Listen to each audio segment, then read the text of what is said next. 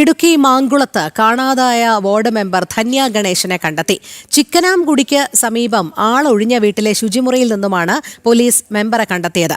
ധന്യയെ അടിമാലി താലൂക്ക് ആശുപത്രിയിലേക്ക് മാറ്റി. കുടുംബ പ്രശ്നങ്ങളെ തുടർന്നാണ് ധന്യ വീട് വിട്ടിറങ്ങിയത്. സുബിൻ തോമസ് ചേരുന്ന വിവരങ്ങളുമായി. സുബിൻ, പറയൂ.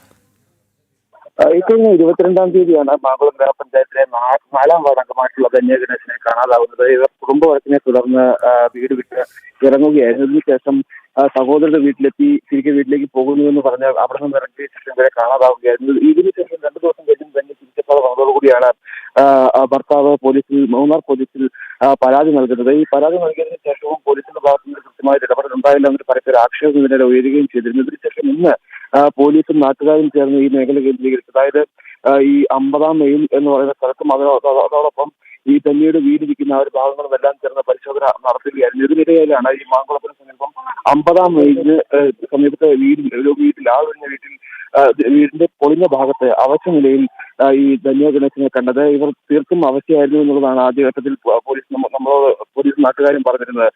ഈ അവസ്ഥയായതുകൊണ്ട് തന്നെ ഇവർക്ക് നടക്കാൻ പോലും വിധത്തിൽ സാഹചര്യമായിരുന്നു. തുടർന്ന് ഇവരെ അടിമാലിയിലെ താലൂക്ക് ആശുപത്രിയിൽ പ്രവേശിപ്പിച്ചിരിക്കുകയാണ്.